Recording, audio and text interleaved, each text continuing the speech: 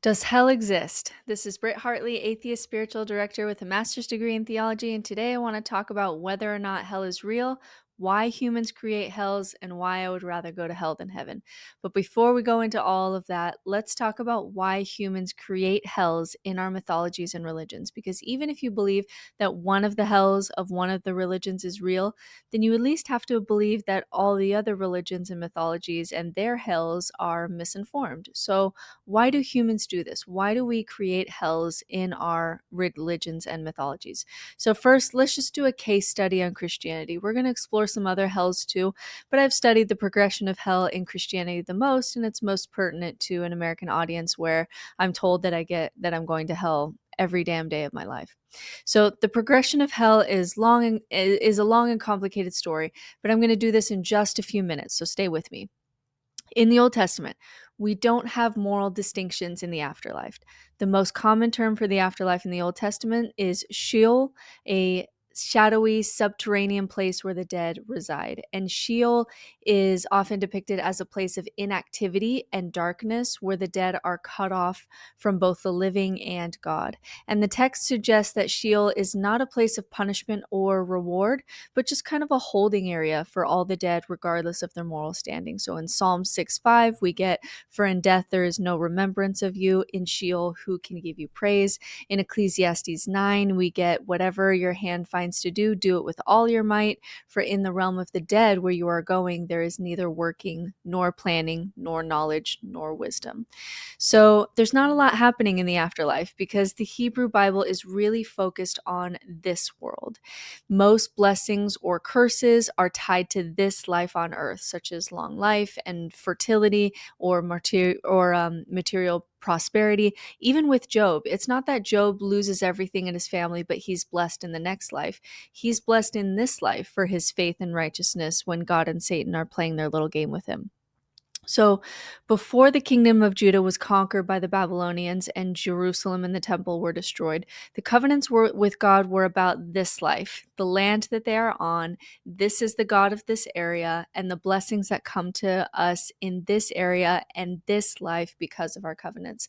But that theology changes when they are conquered, and many Israelites are taken into Babylon in the 6th century BCE. So the destruction of the temple and the loss of the land really created this theological crisis because it didn't work.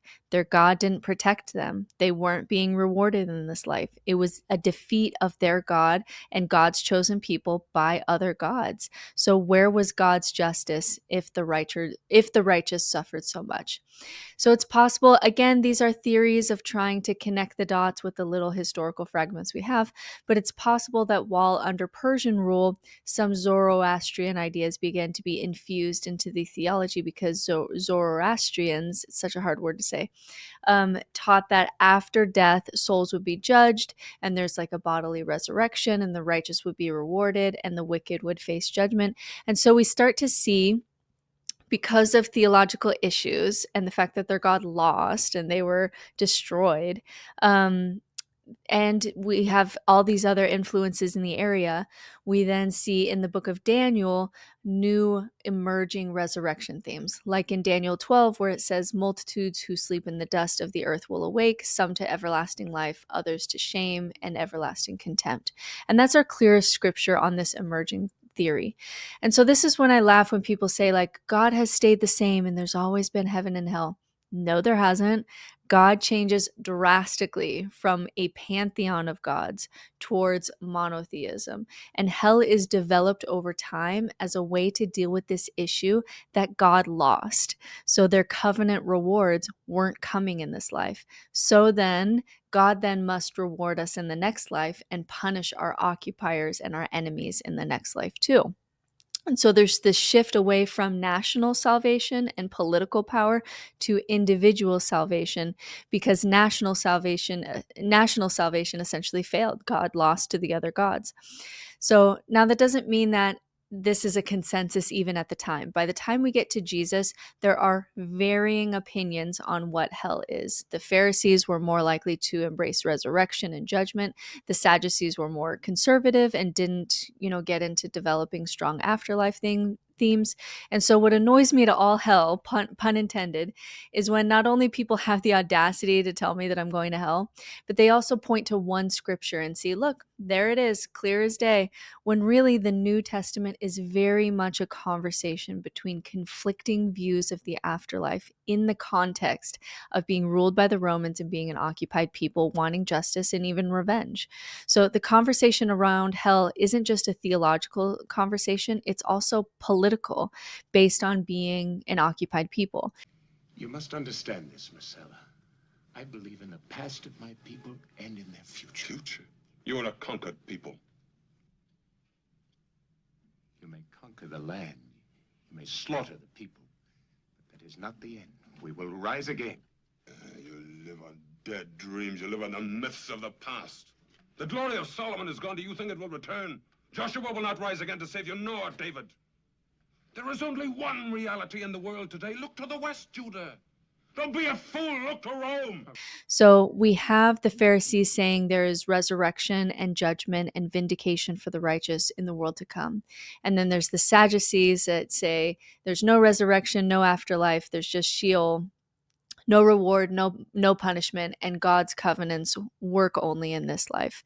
And then there's the Essenes, which talk about this cosmic battle between good and evil, and the righteous get eternal life and the wicked are punished, and we need to prepare for this divine intervention.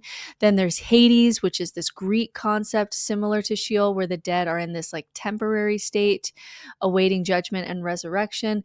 There's even discussions on whether resurrection is immediate or if it happens at the end of time. And now we have Jesus. And so what we have to remember whenever we're talking about Jesus, and sometimes even Christians will like be surprised to hear this, we have to remember that Jesus wrote nothing down. He did not bother to write down a single word. And so also with that, no one who knew Jesus also wrote anything down.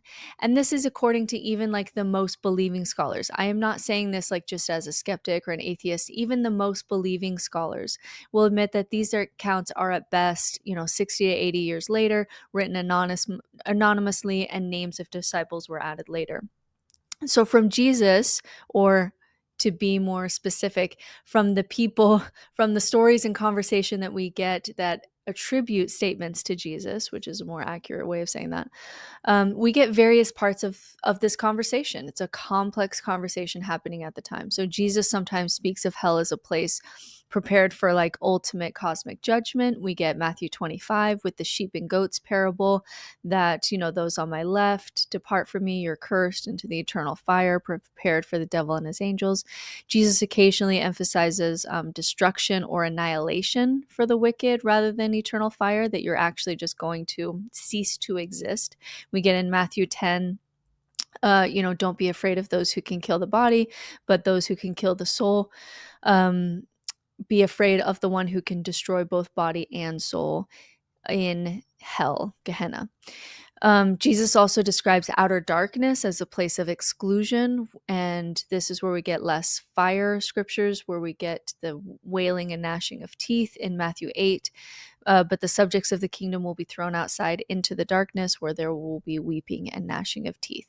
So Jesus is credited with saying all kinds of different things on hell, which makes sense because the people writing for Jesus decades later, amid this very complex conversation, are going to have different biases through which to write down these statements from Jesus. So sometimes it's Gehenna, the fiery eternal punishment. Sometimes it's Hades, like this temporary torment for the wicked. Sometimes it's outer darkness. Sometimes it's eternal fire and supernatural forces like the devil and demons. Sometimes it's total annihilation. Sometimes you get mystic statements attributed to Jesus that don't talk about hell in this way at all. It's really all over the map. And in my personal opinion, and I'm slightly veering off subject here, but my personal opinion is that Jesus, the homeless, radical, mystic teacher that I think he was, spoke a lot more about the kingdom of heaven within, which makes sense based on other mystic teachers across history. So we have a glimpse of this in Luke, where they ask him where the kingdom of heaven is, and he says it is within you or among you. The Greek word there is entos, which can both mean within, like an internal spiritual reality, or among, referring to the presence of the community of believers. And so this highlights that the kingdom is both personal and a communal present reality. And a lot of statements that we get are from the Gospel of Thomas, which I would argue is the most contemplative text that we have of Jesus. You get a lot of mysticism, and it didn't make it into the Bible. And the whole book, it's very short, and it reads more like Zen koans. So in saying 51, his disciples said to him, "When will the rest for the dead take place? When will this new world come?" And he says, "What you are looking for has already come. You just don't know it." And this saying reinforces the idea that the kingdom is not just this future event, but something that's already arrived that that you're unaware of, that you have to wake up to. And that just sounds like other mystic teachers across history, where you're not focused on literal interpretations of stories, but actually just waking up spiritually in this inner life, in the life and world that you're in. And so the Gospel of Thomas presents a vision of the kingdom of heaven as this present internal reality that exists within and among people. And in these sayings, Jesus teaches that self-knowledge and awareness and spiritual insight are necessary to experience the kingdom. So we have to remember that Jesus writes nothing down. The statements attributed to Jesus reflect the conversation of time, which is a mix of mystic statements, which I do actually think may have come from him. Fiery hell, annihilation, maybe covenants are just about this life. I mean, it's really all over the map, and it's truly a mess. So let's dig deeper. Why do we do this? Not just in Christianity, but in other religions. Why did we go from a people that really didn't talk about heaven and hell at all in the Old Testament to creating this very vivid sense of eternal fire and hell? Why do we do this? Why did this happen? Ultimately, it boils down to the disconnect between our desire for justice and the reality that life sucks. That's it. That is why we do this. We feel like life should be fair. We have this internal sense that things should be fair or that's not fair. And it isn't. Like, life is not. And so we devise these clever stories to make peace with that and to make sense of that, because it's such an internal disconnect. And so hell develops in Christianity because it's unfair. This is the covenant people, the one true God. They get conquered. So we move punishment and reward into the next life because life is not fair. And it's not fair that the covenant people should have their temple destroyed, right? In Hinduism, there's the concept of Naraka, which is a torment for sinners governed by the god of death, Yama. And Naraka is not eternal. It's a place for temporary punishment where souls are eventually reincarnated. And reincarnation and karma is just another way for us to reconcile the idea that sometimes the good guys die and the bad guys win. And we instinctually feel that this is unfair. Babies, even before they're a year old, can show that they instinctively and intuitively understand justice and fairness. We have this ability to understand justice, and yet the world is not just. Same thing with Islam. Before Islam, there was polytheistic and animistic religions in the Arabian Peninsula.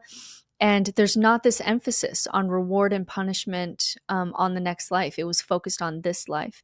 But Muhammad, heavily influenced by monotheistic traditions from Judaism and Christianity, develops this notion of heaven and hell especially for those who reject God's teachings, which is a core part of Islam, to accept God's word and his prophet. And so the Quran describes hell as a place of severe torment. Not only is there imagery of fire, but also boiling water, endless suffering. A lot of the language found in the Quran mirrors the description of hell in the Bible that had already spread around the Arabian Peninsula. So eventually, later on, is hell used to be able to threaten and control populations? We certainly see this in the history of Catholicism. Sure, that for sure is a thing. But originally, you can't just make up a place and threaten people that they're going to go there and have that instantly work unless there's like something deeper going on in our human psyche.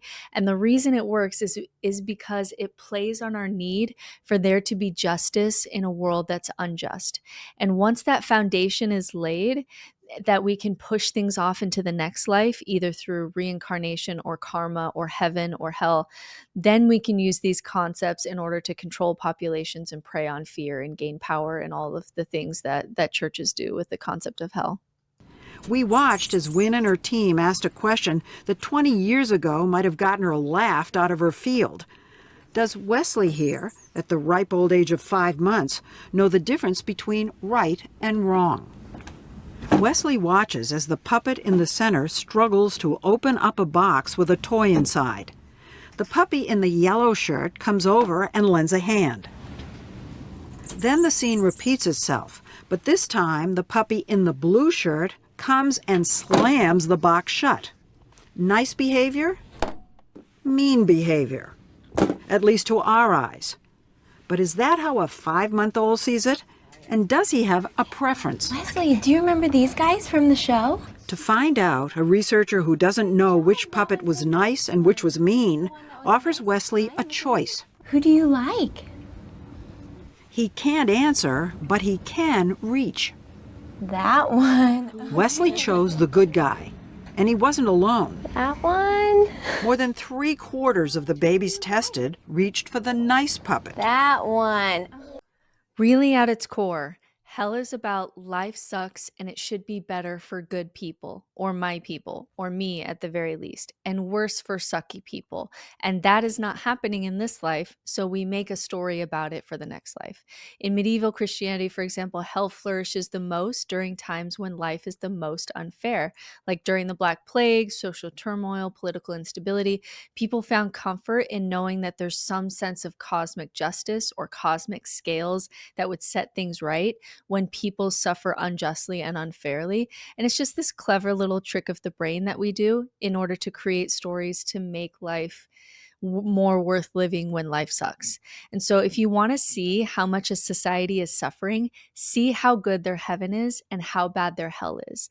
Because if you have an amazing heaven with gold streets, and people are talking about this all the time, just make it to heaven, just make it to the next life.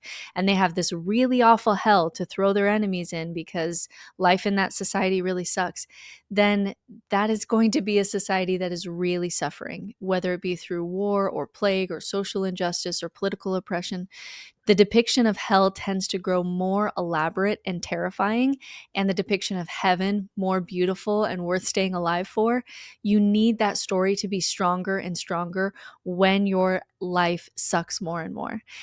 And so this is why so often in Indigenous communities, ones that are really functioning with high levels of community, low levels of depression, crime, etc., that when there's a community that's doing well, we don't see these amazing heavens that you have to invent to make life worth living. And you don't see these hells to throw bad guys into. You actually see afterlife stories from many Indigenous communities that are just integrated into the natural world, and you just continue on in some way. And so these cultures tend to have a more integrated worldview where the afterlife is just an extension of a good life lived in balance with nature and ancestors and community. And in these contexts, the afterlife isn't this bifurcated place, where you have rewards and punishment. And there's no need for hell because, in a sense, the society maintains harmony through its values and through its way of life. And so you have no need to create it. So why am I okay with being told that I'm going to hell? Why does it give me no emotional response when I literally hear it, I don't know, at least 5 times a day? By being on social media.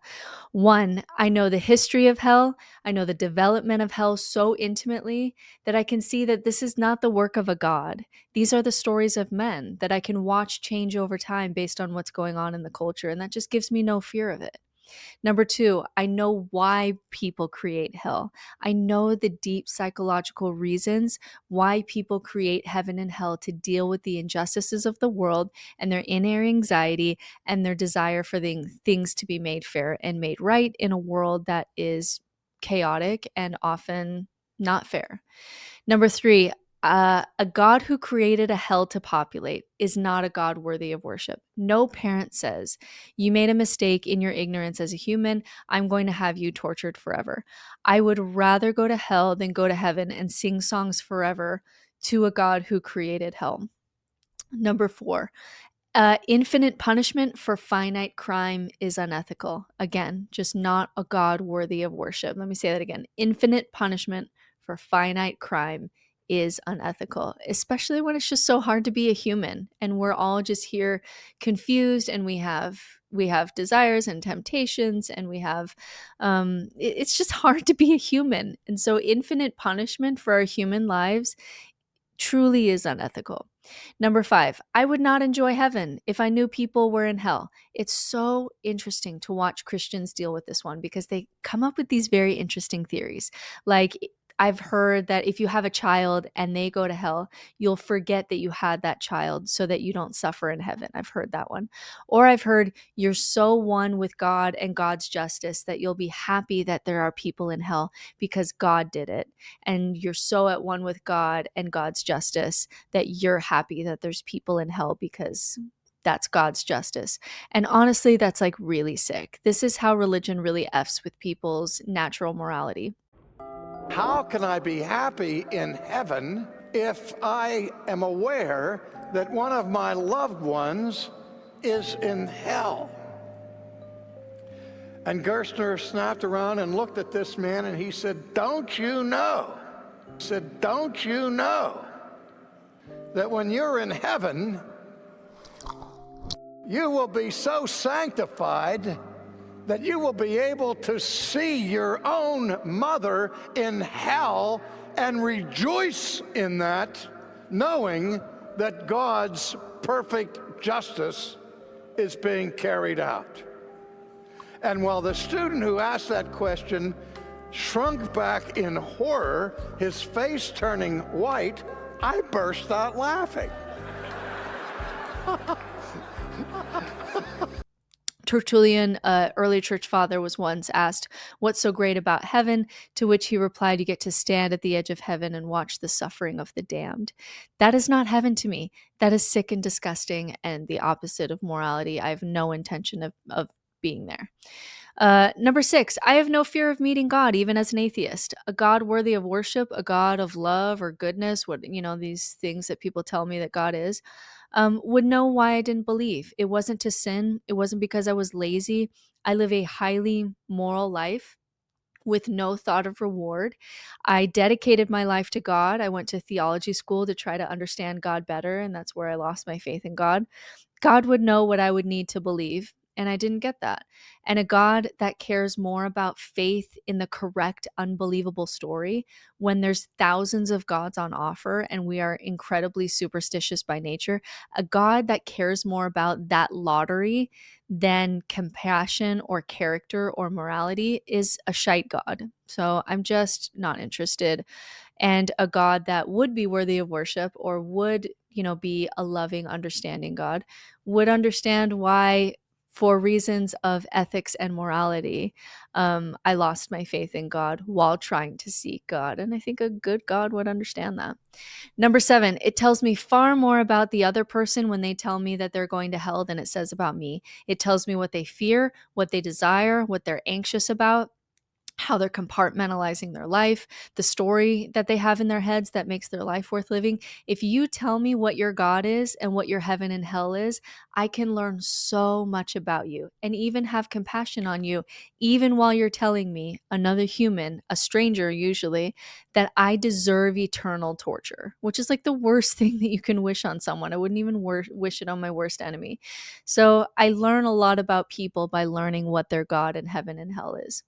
So if you are stuck here, where rationally maybe you don't believe in hell, but you still have subconscious fears of it, or it comes up in your dreams, or you have this nagging thought that what if I'm wrong, or it's still emotionally showing up for you, even if rationally it doesn't make sense, stay tuned for my video next week where I talk about how to let go of deep-seated fears of hell that can exist in us due to fear or conditioning that can stay even if our beliefs have changed, or even if rationally we may not believe it. Because just talking about the history of hell is often not enough for people who were raised with the concept of hell because it's in our subconscious and not just the rational part of our brain on the surface.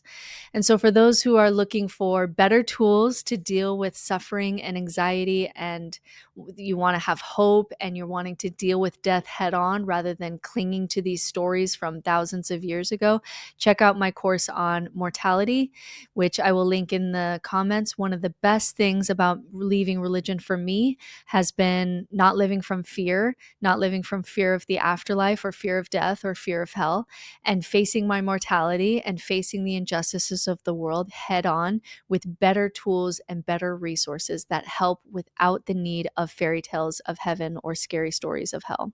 And so, for more on those tools, check out the course. And as always, subscribe here for more no nonsense spirituality. And next week, we'll talk about more of the emotional side of breaking the spell of hell, which is a big part of the process because our rational brains is only just a small sliver of what we're doing. And I know so many people, I meet with so many clients. It's one of the reasons why I wanted to make this video, is because I have so many clients who say, rationally, it's like, I really don't believe that there's a hell, or you've helped me to see that this isn't something to believe, but it's still showing up for me emotionally. And so we'll talk about that next week. So stay tuned for that.